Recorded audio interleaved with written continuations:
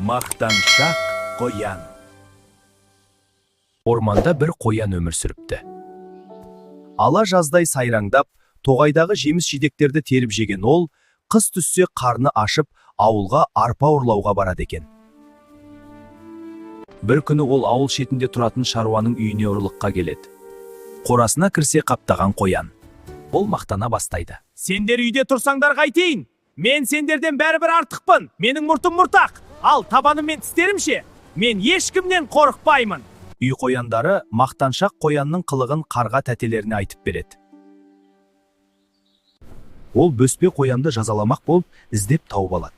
Даңғой қоян шошып кетеді. Қарға тәте, тиіспеші, мен енді мақтанбаймын. Солай де, босқа мақтанба. Елден ерекшелігіңді ісіңмен көрсет. Арада біраз күн өткен соң, бірде қараса, әлгі қарғаны иттер талап жатыр екен. жаны ашып кеткен қоян құтқармақ болады. Иттердің назарын өзіне аударып тұра жүгіреді. Қарғаны тастай салып, иттер қоянды қуа жөнеледі.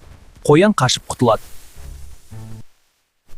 Рахмет саған. Сен мақтаншақ емес екенсің, мақтауға тұратын ер екенсің.